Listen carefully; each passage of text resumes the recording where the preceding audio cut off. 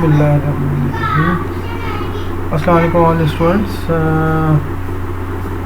Last topic आपको याद होगा, मैंने ये बताया था कि हमें एक टॉपिक करना है और वो पॉलिनोमियल से रिलेटेड है। So first we need to understand what about the polynomials. Polynomials क्या होते हैं और किस तरह हम उसको कंसीडर करते हैं या उनके क्या पर्पस होता है, इसको हमें आज देखना है। ये स्क्रीन जो आपके सामने नज़र आ रही है, इस पर आपको पॉलिनोमियल की पर्टिकुलर डेफिनेशन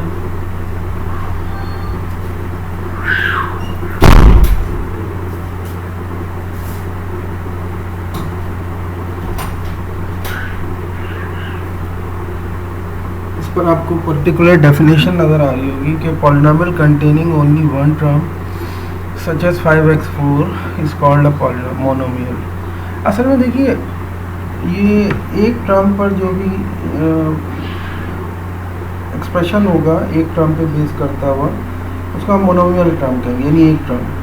पॉलिनोमियल जिसमें दो टर्म्स होंगी उसको हम बाइनोमियल, जैसे यहाँ इन्होंने बताया 2x - 9। Polynomial containing three terms such as -3x² + 8x - 7 is called a trinomial. इसको ट्राइनोमियल कहेंगे। अब जैसे जैसे टर्म बढ़ती चली जाएंगी तो ज़ाहिर है वो मल्टीपल टर्म्स होंगी, तो हम उसको फिर कहते हैं कि ये पॉलिनोमियल टर्म्स है या पॉलिनोमियल एक्सप्रेशन है। ठीक है। The term with the highest degree is called the leading term. सबसे हाईएस्ट डिग्री की जो टर्म होती है वो लीडिंग टर्म होती है। पहले इसको लिखते हैं और फिर उसके बाद नॉर्मली हम इसी तरह से लिखते हैं और फिर उसके बाद उससे लेस पावर, फिर उससे लेस पावर, और इस तरह आखिर में कांस्टेंट टर्म। अब आपको यहाँ देखिए उन्होंने ये बताया कि लीडिंग कोफिशिएंट, डिग्री और लीडिंग टर्म तीनों चीज़ें हैं। लीडिंग कोफिशिएंट का मतलब है ये नंबर जो कि एज अ कांस्टेंट टर्म होगा इसके साथ। x⁴n का मतलब n इज़ अ डिग्री, और ये पहली टर्म होगी a(n)(xn), तो इसको हम लीडिंग टर्म कहेंगे। ठीक है जनाब। अब देखिए यहाँ इन्होंने ये एक्सप्लेन किया है, A polynomial is an expression that can be written in the form of this। ये वही वाली फॉर्म है जो ऊपर लिखी है, यहाँ लाके लिख दी इन्होंने। Each real number, हर वो नंबर जो रियल नंबर होगा, ai is called a coefficient। The number a0 is that is not multiplied by variable। एक नंबर जो कि आखिरी टर्म होगी, कांस्टेंट टर्म, वो किसी नंबर वेरिएबल से मल्टीप्लाई नहीं होगी, is called a constant term. और इसी तरह ये सारी चीज़ ai xi is a term of polynomial, ये पॉलिनोमियल की एक टर्म होगी। लीडिंग टर्म वही जो पहली टर्म है। ठीक है जनाब। अब ये कहते हैं identify the degree and the leading coefficient of polynomial. Identify करें डिग्री को भी और लीडिंग पॉलिनोमियल को भी, लीडिंग कोफिशिएंट ऑफ पॉलिनोमियल। इसको देखिए, जैसे ये है इस वक्त, इसमें सबसे हाईएस्ट पावर आपको कौन सी नज़र आ रही है? 3। तो इसका मतलब हुआ 3 is the degree and -4x³ is the leading coefficient, यानी -4 इज़ द लीडिंग कोफिशिएंट, और ये लीडिंग टर्म होगी, ये पूरी लीडिंग टर्म होगी। -4 इसका कोफिशिएंट होगा, लीडिंग कोफिशिएंट, 3 इसकी डिग्री होगी, और पहला लीडिंग को टर्म जो होगा वो -4x³ होगा, सेकेंड 2x² होगा, और फिर 3 होगा। ठीक है। इसी तरह इसमें लीडिंग कोफिशिएंट जो होगा वो -2 होगा, डिग्री 3 होगी, और लीडिंग टर्म जो होगी वो -2t³ होगी। यहाँ -p³ होगा, फिर 6p होगा, और -2 होगा। ठीक है। यही एक्सप्लेनेशन जो अभी मैंने आपको दी है, ये इन तीनों ABC के अंदर गिवन है, यहाँ से आप देख सकते हैं। ठीक है। अच्छा, उसके बाद एक बड़ा सिंपल सा क्वेश्चन है कि अगर हम दो पॉलिनोमियल्स को ऐड करें तो क्या होगा। भाई हम दो नंबर्स को भी तो ऐड करते हैं ना, 2 + 5, तो बिल्कुल ऐसे हम दो पॉलिनोमियल्स को भी ऐड कर सकते हैं। और उसमें होगा ये कि लाइक टर्म्स के अंदर ऐड होंगी, यानी क्यूब की टर्म के साथ ऐड होगी, स्क्वायर की टर्म के साथ ऐड होगी, x⁴1 के साथ ऐड होगी, और कांस्टेंट में ऐड होगा। चलिए इसको देख लेते हैं। कहता फाइंड द सम बताइए किसका। ये दो एक्सप्रेशन दिए, ये दोनों पॉलिनोमियल एक्सप्रेशन हैं। ठीक है। अब ये कहते हैं कि 12x² यहाँ पर अगर देखें तो क्यूब की टर्म इस एक्सप्रेशन में कहीं नहीं है, इस एक्सप्रेशन में है। तो ज़ाहिर है अब ये किसी के साथ ऐड नहीं होगी, एज इट इज़ हम लिख देंगे 4x क्यूब। उसके बाद आइए 12x स्क्वायर और 8x स्क्वायर दोनों को सम अप कर दिया आपने, कंबाइन कर दिया। रिजल्ट अगली लाइन में लिख देंगे 12x square plus 8x square that is equal to 20x square.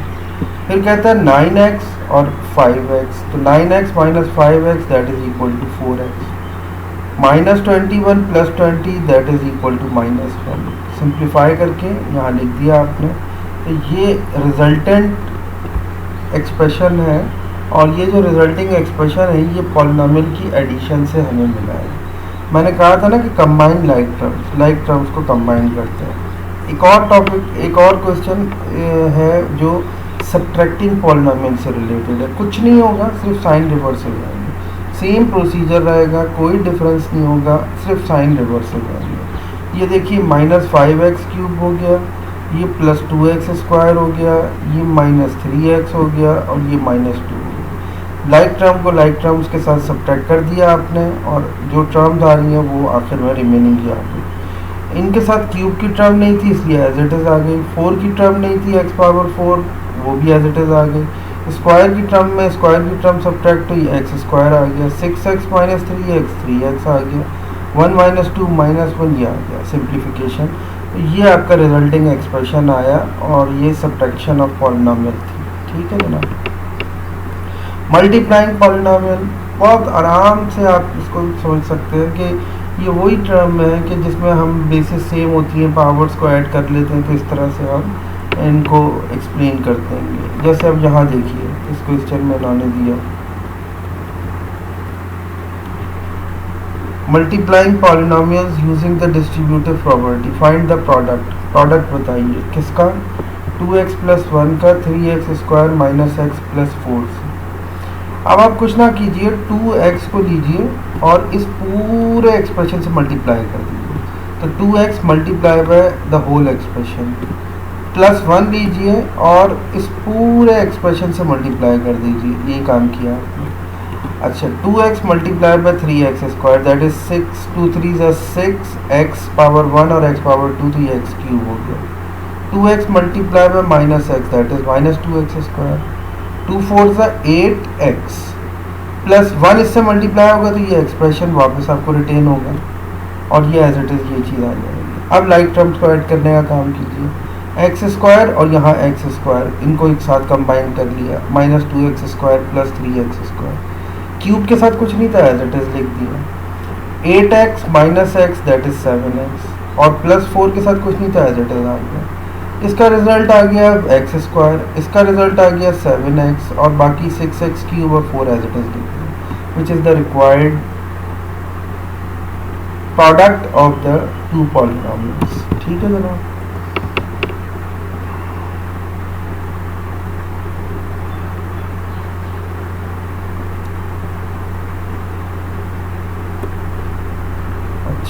अब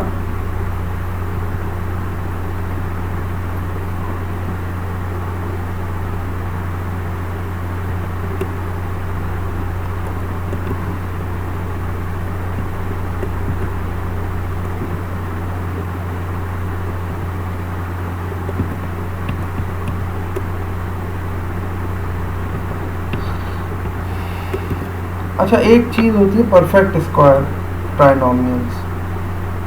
x प्लस 5 का होल स्क्वायर लिखा है तो ये बाइनोमियल, लेकिन जब मैं इसको स्क्वायर पर एक्सपेंड करूँगा तो a square plus 2ab plus b square trinomial आ जाएगा। तो इसको हम ये कहते हैं ये पूरा परफेक्ट स्क्वायर था, इसको एक्सपेंड किया तो ट्राइनोमियल आ गया। ये पूरा परफेक्ट स्क्वायर था, इसको एक्सपेंड किया तो ट्राइनोमियल आ गया। ये पूरा परफेक्ट स्क्वायर था, एक्सपेंड किया ट्राइनोमियल आ गया। ये परफेक्ट स्क्वायर ट्राइनोमियल है। ठीक है जनाब। अब एक फॉर्मूला है, आपको याद होगा सबको, a plus b a minus b that is equal to a square minus b square.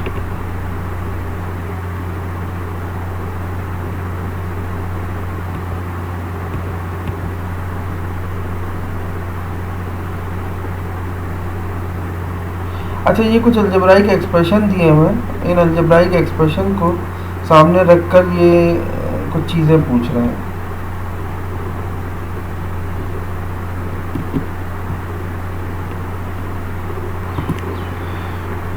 अच्छा, ये एक्सरसाइज है अलजेब्राइक एक्सप्रेशन से रिलेटेड, पॉलिनोमियल।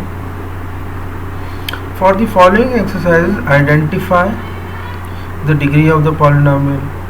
इसकी हाईएस्ट डिग्री क्या नज़र आ रही है? 2।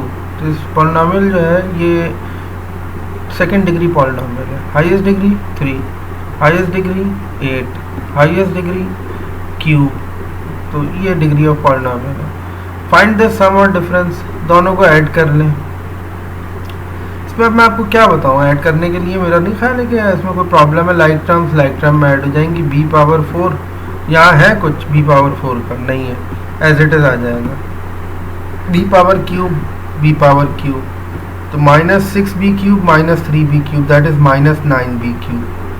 b पावर स्क्वायर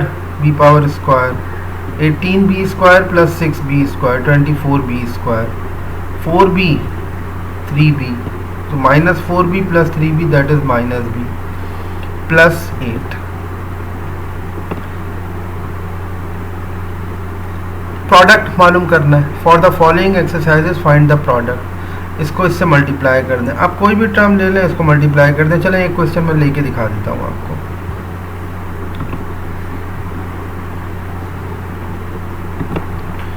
चलिए ये क्वेश्चन देख लेते हैं। इस क्वेश्चन को लिया हमने और यहाँ हम इसका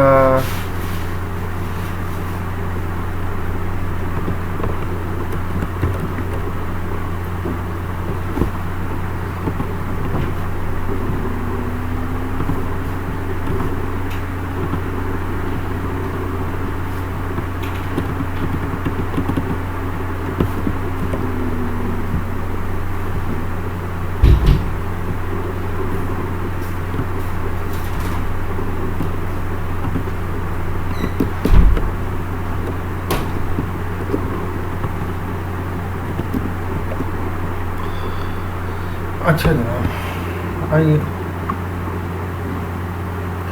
आपने सिंपल ये करना है।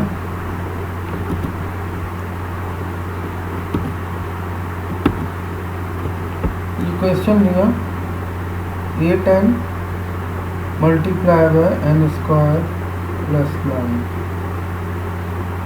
-4 into n square plus 9, 8n multiply by n square plus 8n multiply by 9 -4 into n square -4 into 9, 8n cube plus 8n into 9, 8 9 72n -4n square -4 9 36, which is the required product of the given polynomial expression। मेरे ख्याल है बात समझ में आ गई होगी। तो इसमें कोई ऐसी रॉकेट साइंस नहीं है, बहुत सिंपल हमारे पास एक्सप्रेशन है। इसी में भी यहाँ भी यही कह रहा है, for the following exercises expand the binomial. Binomial को एक्सपेंड करना है यार, a प्लस बी के होल स्क्वायर पे एक्सपेंड कर दें बस इसको। नेक्स्ट क्वेश्चन में भी मल्टीप्लिकेशन है, फिर मल्टीप्लिकेशन है। एक रियल वर्ल्ड प्रॉब्लम देखते हैं क्या कह रहा है ये। A developer wants to purchase a plot of land to build a house, ठीक है। The area of the plot can be described as the following expression where x is measured in meters, multiplying the binomials to find the area of the plot in standard form। यार कुछ नहीं है, आपने ये जो expression है ना, ये वाला, ये एक्सप्रेशन, ठीक है, इसको आपने एरिया कह देना है।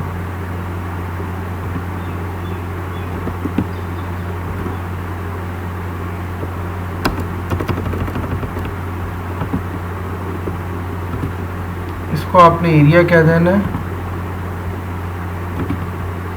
और एरिया इज इक्वल टू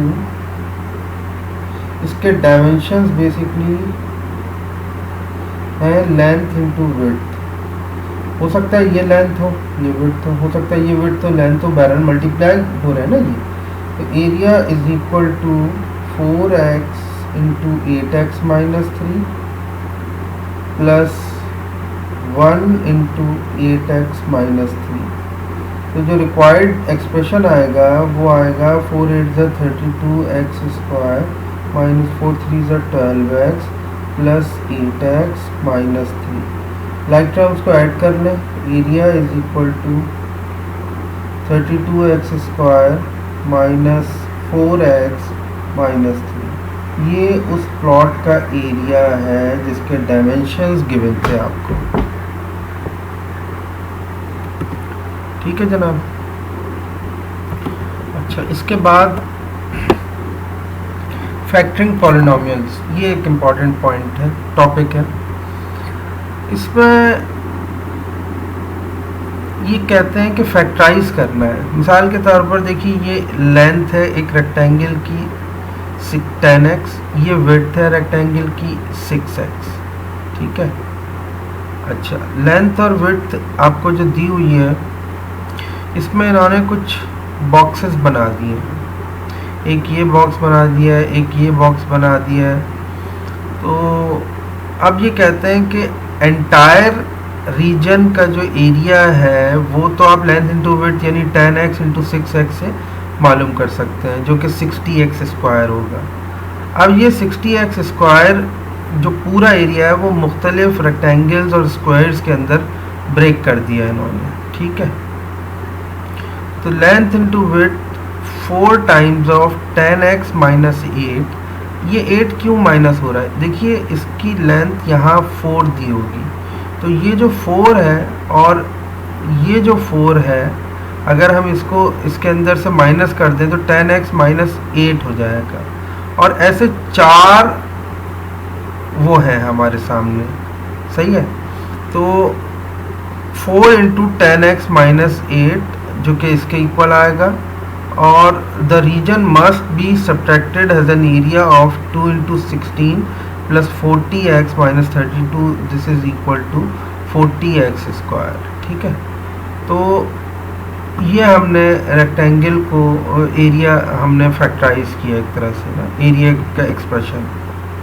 अच्छा, अब मैं आपको डायरेक्ट कोई एग्जांपल लेके बताता हूँ। अच्छा, जीसीएफ का मतलब आपको मालूम है, ग्रेटेस्ट कॉमन फैक्टर है पॉलिनोमियल का, जो सबसे ज़्यादा कॉमन फैक्टर हो और हाईएस्ट भी हो। ठीक है।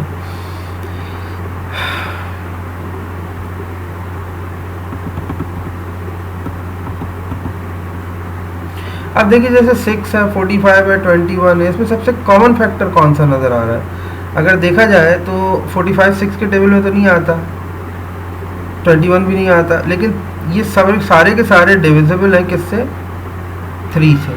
तो 3 2 ज़ा 6, 3 15 ज़ा 45 एंड 3 7 ज़ा 21। तो ग्रेटेस्ट कॉमन फैक्टर इसका 3 हुआ। ठीक है। इसके अलावा और कोई नहीं है फैक्टर इसका, ग्रेटेस्ट कॉमन फैक्टर इसका 3 है। तो इस तरह हर टर्म का ग्रेटेस्ट कॉमन फैक्टर आप निकाल सकते हैं, जैसे 3x y 2x square y square, तो ये 6x क्यूब y क्यूब है। अब इसमें 6x क्यूब y क्यूब को मैं इस तरह लिख सकता हूँ, नहीं, बल्कि 6x क्यूब y क्यूब है। इसमें कोई ग्रेटेस्ट कॉमन फैक्टर आ ही नहीं रहा। ठीक है। इसी तरह जैसे ये है 45x स्क्वायर y स्क्वायर, ठीक है, and 3xy multiply by 7 that is equal to 21xy। अच्छा, right the factored expression is the product of GCF and the sum of the terms. अच्छा, यहाँ इन्होंने कहा था कि फैक्टराइज करो इस टर्म को। ठीक है, फैक्टराइज करो इस टर्म को। तो अब इस टर्म को फैक्टराइज करने के लिए इन्होंने ये किया कि 3 इंटू 2 में ब्रेक किया, एक्स क्यूब वाई क्यूब को x y into x square y square. इसी तरह 45 को 3xy में ब्रेक किया और 15xy में ब्रेक किया। 21 को 3 इंटू 7 में ब्रेक किया और xy रहने दिया। देखिए, मैं आपको बताता हूँ ये किस तरह से हो रहा है। ये एक्सप्रेशन लेते हैं,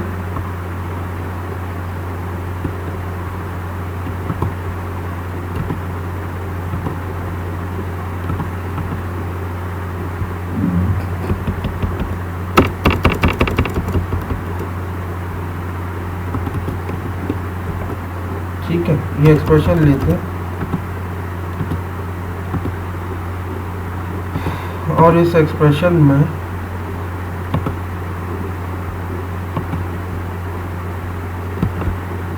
हम इस तरह से करते हैं कि 6x क्यूब को y क्यूब को 3 into 2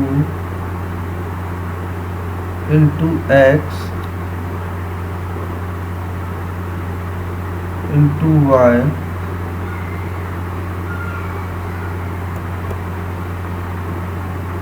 into x square into y square, इस तरह से लिख लेते हैं। ठीक है जरा, प्लस 45 को 3 into 15 into x into y into x into y, ये आपको मैं बताता हूँ अभी क्यों कर रहा हूँ। फिर 3 into 7 into x into y, x y x y x y x y common आ रहा है, तो मैं फिर ये कहूँगा कि अच्छा 3 तो 3xy अगर कॉमन ले लूँ तो ये बचेगा 2x square y square plus 15xy plus 7 simple, xy तो कॉमन आ गया, तो ये फैक्टराइज होगा। अब ये फर्दर फैक्टराइज हो सकता है? नहीं, अब ये फर्दर फैक्टराइज इसलिए कि इसके अंदर अब कोई कॉमन फैक्टर नहीं है, कोई कॉमन फैक्टर नहीं है। ठीक है जरा, तो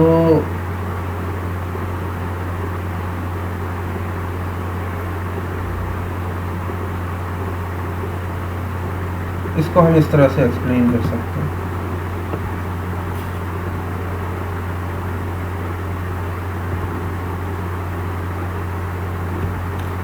अच्छा, इसके बाद factor by grouping and something factoring of trinomial bye grouping.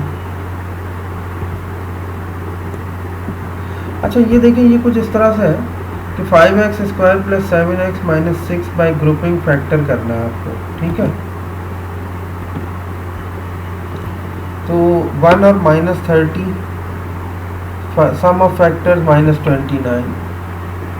मिसाल के तौर पर ये बता रहे हैं, एक टेबल दिया उन्होंने, ये कहता है 1 और माइनस 30 होगा, अगर दो फैक्टर होंगे तो इसका जो सम है वो माइनस 29 आएगा, माइनस 1 और 30 इसका फैक्टर 29 आएगा, 2 और 15 30, यानी 30 माइनस 30 है, उसके फैक्टर्स कितने बन सकते हैं, तो वो सारे इसके फैक्टर्स की कंडीशन बता रहे हैं। ठीक है, अच्छा फैक्टरिंग का perfect square trinomial, a square plus 2ab plus b whole square, b square को a plus b whole square कह सकते हैं। ठीक है,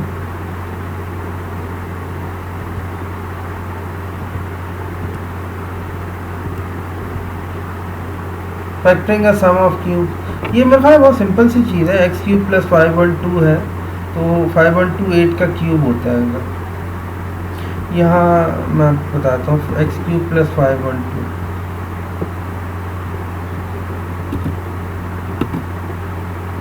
जैसे यहाँ अगर हम लिखें एक्स क्यूब प्लस 512, इसका मतलब होगा एक्स क्यूब प्लस 8 का क्यूब, इसका मतलब होगा फॉर्मूला होता है इसका a plus B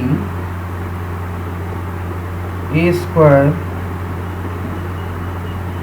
minus a b plus b square, 8 का स्क्वायर जो कि बराबर होगा 64 के। ठीक है, तो ये फैक्टर होगा। अब ये फर्दर क्वाड्रेटिक फैक्टर अगर हो सकता होगा तो हम इसको भी फैक्टराइज कर देंगे। ठीक है,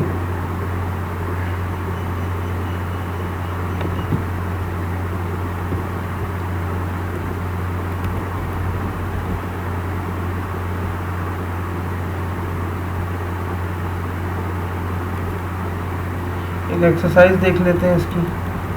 for the following exercises find the greatest common factor, इसका ग्रेटेस्ट कॉमन फैक्टर बताना है आपको। 14xy 4xy 18xy square, x common आ रहा है, ठीक है। 14 4 और 18 इसका फैक्टर सिवाय 2 के और कुछ नहीं हो सकता, y भी कॉमन नहीं है, तो सिंपल हम ये कह सकते हैं कि 2x इसका कॉमन फैक्टर आ गया, तो 2x और दूसरा फैक्टर जो बनेगा वो बनेगा 7 plus 2y plus minus 9y square, ये इसका फैक्टर बनेगा। इसी तरह अगर इसको देख लें तो इसका भी कॉमन फैक्टर, चलिए इसको मैं सॉल्व करा देता हूँ।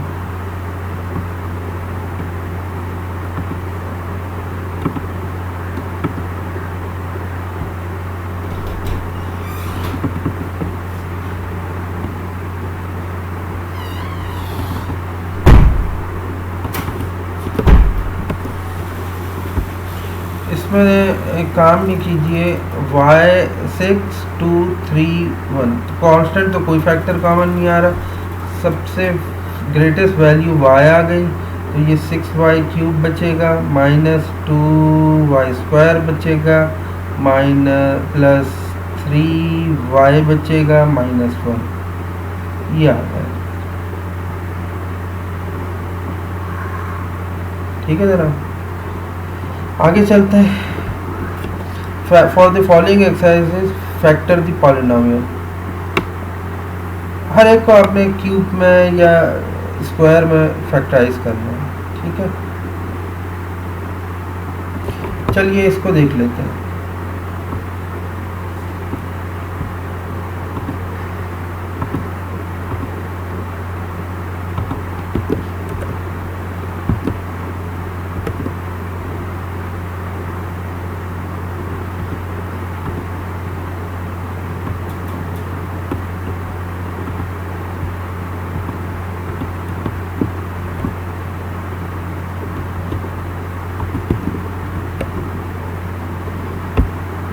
हम इस तरह से कहते हैं 4x x minus 1 power -2/3 3 into x minus 1 power 1/3। पहले इसको थोड़ा सा वर्किंग करते हैं। 4x x माइनस 1 पावर 1/3 और -2, ठीक है। फिर plus 3 into x minus 1 power 1/3, ठीक है। अच्छा, अब मैं कॉमन लेता हूँ x माइनस 1 पावर 1/3,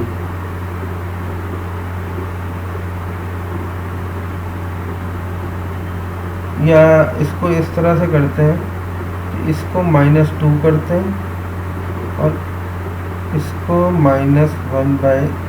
इसको 1/3 करते हैं, ठीक है। तो x पावर 1/3 अगर मैं कॉमन लेता हूँ तो यहाँ से बचेगा 4x,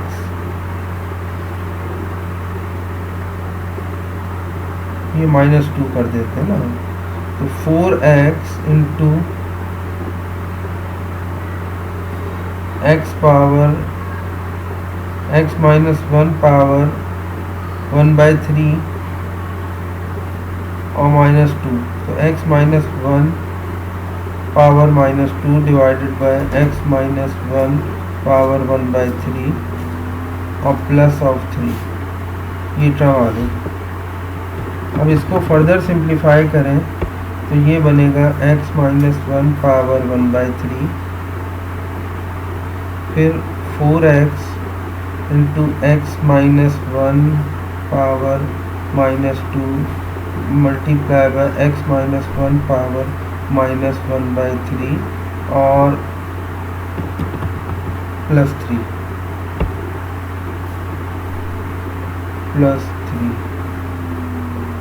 ठीक है।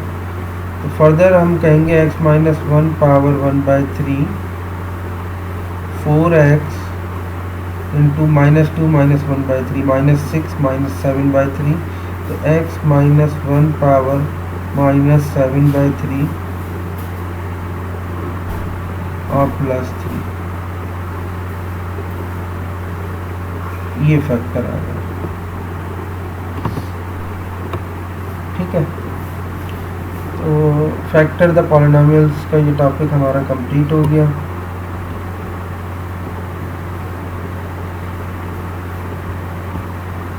वो कह रहा है मिसाल के तौर पर factor by grouping to find the length and width of the, इसको फैक्टराइज कर दें कॉमन फैक्टर के थ्रू, और जो फिर दो फैक्टर आएंगे वो एक लेंथ हो जाएगी और एक विड्थ हो जाएगी।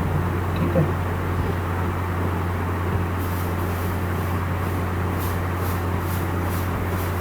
अच्छा ये रैशनल एक्सप्रेशंस को सिंप्लीफाई करना है, ये क्वेश्चन देख लेते हैं, एक्स ये वाला देख लेते हैं।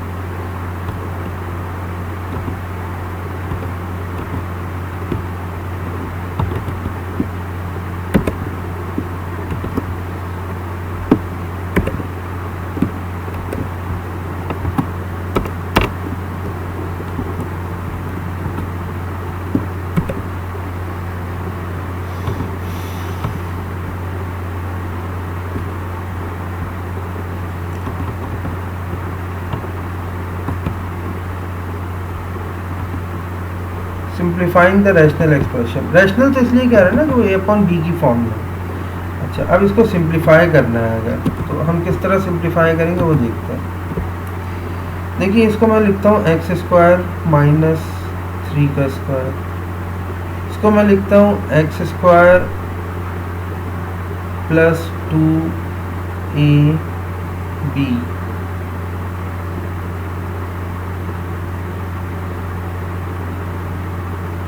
नहीं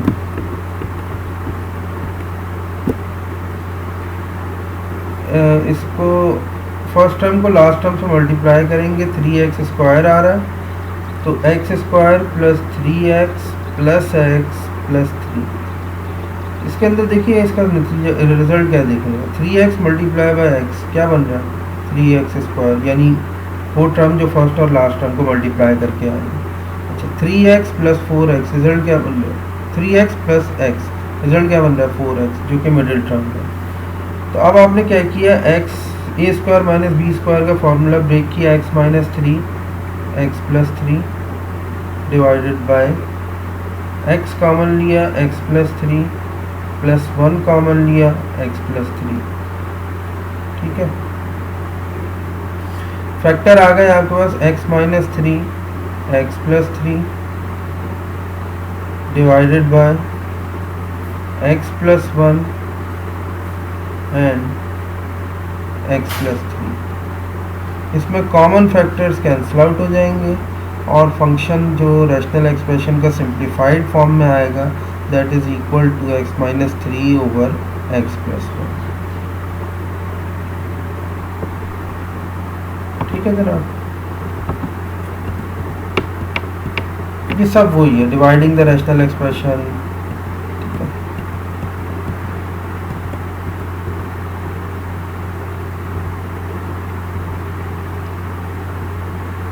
ये LCD है बेसिकली लीस्ट कॉमन डिवाइजर। ठीक है,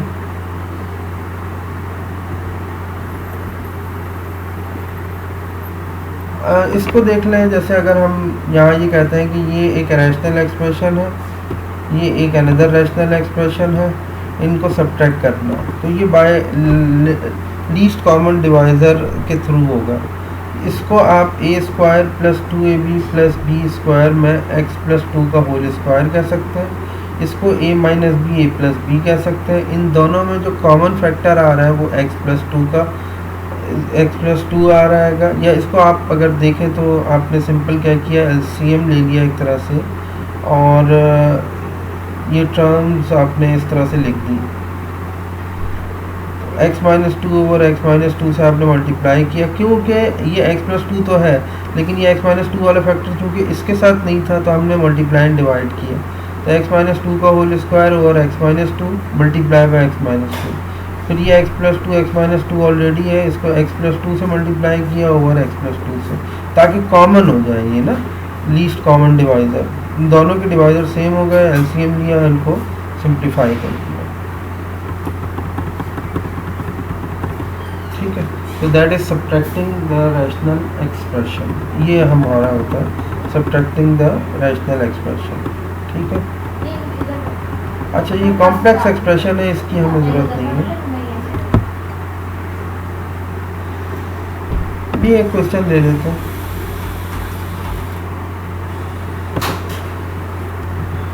ओके क्लास, तो ये कॉम्प्लेक्स रैशनल एक्सप्रेशन कह रहे हैं इसको, y plus one over x divided by x over y. अच्छा, if you take the LCM तो ये x y plus one over x divided by x upon y. अच्छा, ये divided by x upon y जो है ये multiply by y upon x हो जाएगा। तो वाई अपॉन एक्स को मल्टीप्लाई करने के बाद हम कैंसिल आउट भी कुछ नहीं हो रहा, तो ये सिंपल आपके पास y into x y plus one over x square आ जाएगा, विच इज़ द मल्टीप्लिकेशन। तो ये रैशनल एक्सप्रेशंस थे, इनकी कुछ मल्टीप्लिकेशंस थी और इसकी एक एक्सरसाइज है। ये एक्सरसाइज मैं आपसे चाहूँगा कि क्वेश्चन नंबर 4 से लेके क्वेश्चन नंबर, ये पूरी एक्सरसाइज आप अटैम्प्ट कर लीजिएगा। बस ये हमारा मेन ऑब्जेक्टिव था। और ये वीक 1 में जो चैप्टर 1 प्री रिक्विजिट का वो कंप्लीट था, वो कंप्लीट हो गया। तो आपने ये चारों एक्सरसाइजेज यानी कि एक्सरसाइज नंबर 1.1, 1.2, 1.3, 1.4, 1.5 एंड 1.6, 1.1 से 1.6 तक इसके मिसलेनियस क्वेश्चन अटैम्प्ट करने, मैं एग्जैक्टली इसमें नहीं बता रहा वैल्यूज़ आपको, ठीक है।